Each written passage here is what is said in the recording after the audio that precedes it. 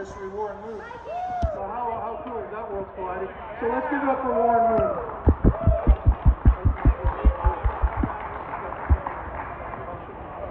That's my team. I'm friends. So the first thing we're going to do, I'm beside Warren Moon, how cool is this?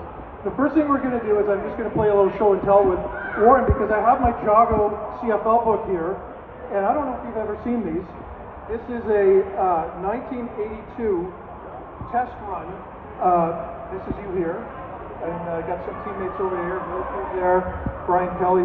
So this was a test run made by Jago in 1982, and then if you look over here, we have your actual first card. This is the most iconic card in CFL history. This is your rookie card. I'm just going to hold it up for the crowd, but while you're talking,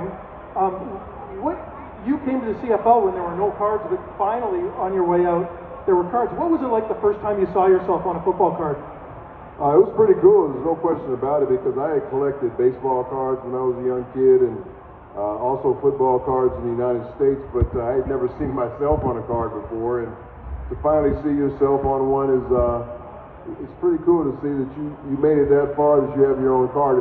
If you're on the box as a cereal box, or if you have your own card, you pretty much made it in sports. That must have been so exciting.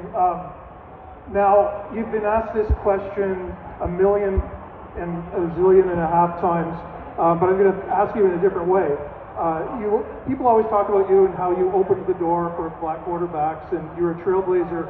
But when you came to Canada, Condor Holloway from Tennessee was already here. Matthew Reed from Grambling was already here. Jimmy Jones from USC. Chuck Ely from Toledo, who may have been the best black quarterback ever if he had a chance.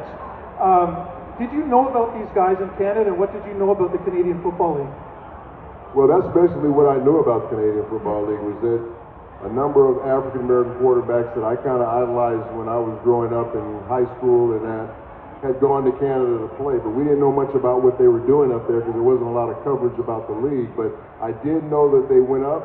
I did know they were having success, and that was one of the things that made me feel comfortable about making that jump myself, is that there were already guys there doing it, getting an opportunity, and that's all I was really looking for, was an opportunity to play the position. Those guys were given an opportunity up here, and then I was given an opportunity up here, so I jumped at the opportunity.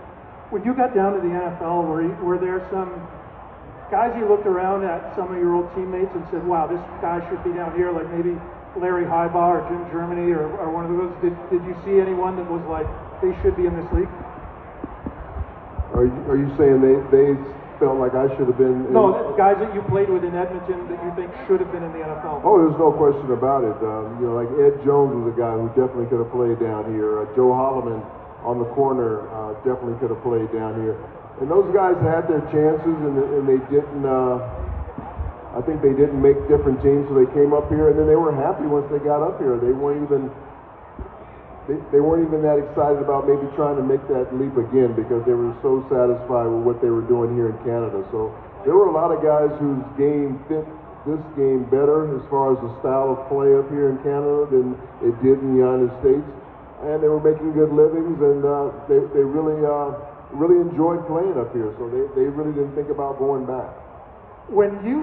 After you made it, you must have had a lot of people come and thank you, saying that you opened the door for them. Randall Cunningham has talked about it. Jeff Blake has talked about it. You look at the '99 draft with Dante Culpepper and Achilles Smith and Donovan McNabb. Henry Burris played up here, wore number 1 as a tribute to you. So did Casey Printers when he played up here.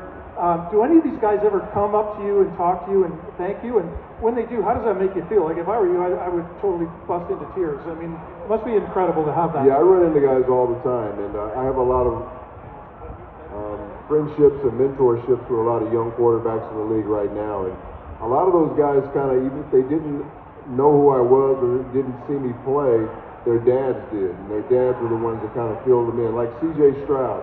His dad used to make him watch film of my games to watch me throw the football and stuff like that. So, yeah, that stuff makes you feel like everything that you went through as a player, it was all worth it, That even though I went through some tough times, even though I had a lot of people tell me that I couldn't do this, I couldn't do that, and had doors closed in my face, it's all worth it when you know that you've made an impact on a lot of other young players' lives. So I think that's one of my biggest contributions to the game, besides all my individual statistics or team success, is the fact that I was able to help open the doors and open the eyes of NFL owners, of NFL general managers, of NFL coaches, that we can play the position at a high level just like any other color. So that's something I'm very, very proud of. And every time I see these guys, you know, Patrick Mahomes or Lamar Jackson or Dak Prescott, all the guys that are really excelling right now, every time I see these guys playing well, every time I see them,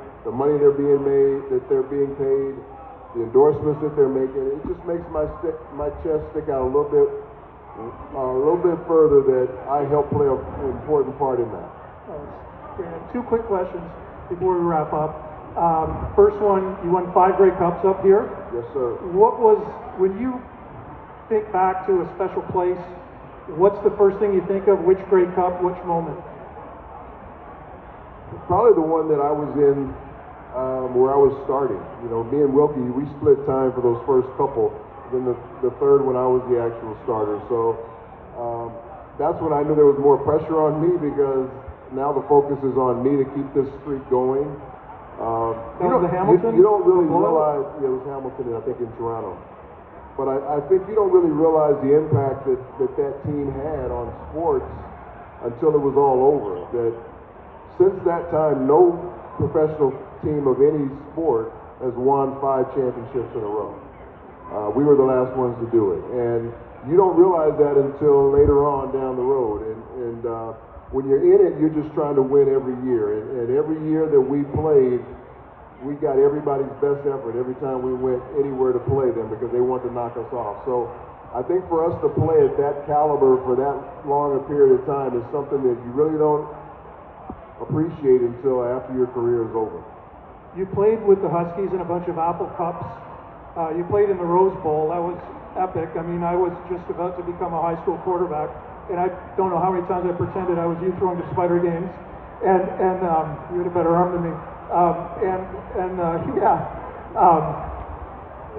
You played in the Rose Bowl, but then you played 5 Grey Cups. Where does the Grey Cup fit as far as, you know, it's not obviously as big as the Rose Bowl, but in ways it's bigger. The Apple Cup was more regional. How do those games compare against each other? You know, any championship team that you played on at any level, whether it was my Pop Warner level where I played junior football or high school or junior college, any championship team that you're on is special. So it doesn't matter what level it's at. If I would have won a Super Bowl, I don't think I would have put it any higher than my Grey Cup championships or my Rose Bowl championships. It's something special about being on a team where you guys go through all the things that you go through as a team, the relationships that you build, the adversity that you go through, and then finally you're the number one left at the end of the season. There's something so special about that, and there's a bonding that happens with that when I'm around those guys, whether it's my high school teammates or whether it's my Grey Cup teammates who I'm going to be with here next month for a reunion in Edmonton. It's so special that it's really hard to put in words what it means to be around those guys when you're with them, because we all know what we shared, and we're the only ones that know what we shared to get to that pinnacle. So no matter what level it is, it's all special. One last thing. You know, I mentioned that I had tryout after tryout after tryout, never made it. I did make it as a referee and got to the Grey Cup that way. But having said that, the 2 worst moments in my life were in 1981. Rick Monday's home run against the Expos was the worst moment of my life. The second worst moment of my life, being from Ottawa, was Gary Hayes spider monkeying on all over Tony Gabriel and then water skiing, pulling his jersey. Double pass interference. Do you remember that play, and what were your thoughts? That cost Ottawa a chance of winning the Grey Cup. I have no recollection of that, and I think I was getting water or something at that time, so I didn't see it. So I don't really know what you're talking about. I was going to Facebook message Tony and say that Warren Moon said you pushed off. It should have only been on you. So No. Anyway, let's give it up for Warren Moon, everybody. A true legend here. Thank you guys very much. Warren, thank you so much. It's a real honor to meet you. Yeah, I really appreciate this talk. I appreciate being here in Canada, because this country means the world to me, and I wouldn't be where I am right now if it wasn't for the support I got of this country when I came up here out of college. It started everything for my career, and I owe it to the Canadian people and to the Canadian fans for where I am today. And folks, one last thing that I'll send a personal message to you. I have bone marrow cancer, and I'm not coming out of it. And we talk about heroes. This room is full of heroes. We're meeting our heroes. If you decide one day you want to be a hero, go get blood. I was kept alive by transfusions after my stem cell transplant for 24 transfusions. If you decide you want to be a hero, know about it. Go get blood, please. Thanks very much. Warren, thank you. Thank you all. God bless you all.